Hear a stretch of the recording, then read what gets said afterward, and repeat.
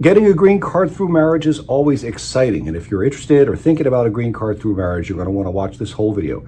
My name is Joseph Patrick Murphy. I'm an immigration attorney with Allegheny Immigration Group. My practice focuses on humanitarian and family-based immigration. Family-based immigration includes things like green card through marriage.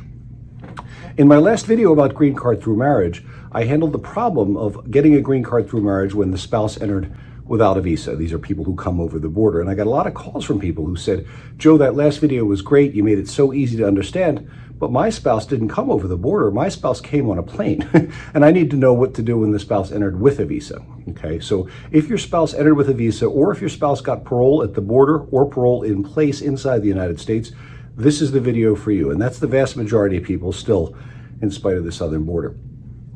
When you want to get a green card through marriage, the whole process is started by the citizen spouse, and they file a petition with the federal government. They're basically saying, hey, federal government, I'm one of your citizens, and I'm married to a non-citizen.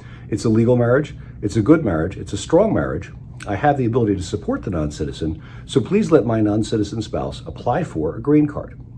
Now, spouse of a U.S. citizen is what's called an immediate relative. This is an alien of the highest priority in our immigration system.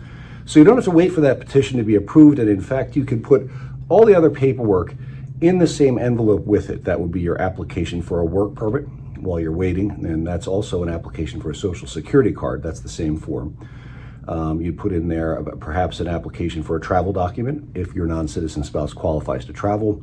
And also you'd put in there your evidence, the tax returns, the marriage certificate, et cetera, et cetera. All those things go in there, and they go to a specialized office called the FBAS office, and that stands for Family-Based Adjustment of Status. That's the FBAS office. So people ask, what do you put in there, right? Well, you have to put proof of the things you said in your petition.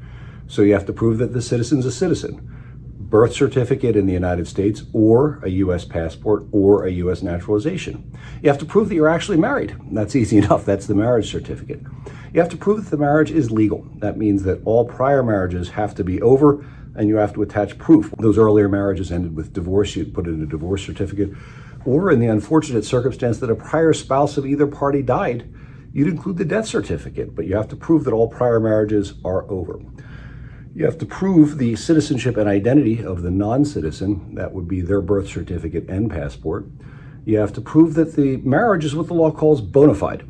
And that means that you got married for the purpose of getting married and having a life together. That green card is a side effect of that, but it's not the only purpose. They want to make sure that you're not just helping someone get a green card.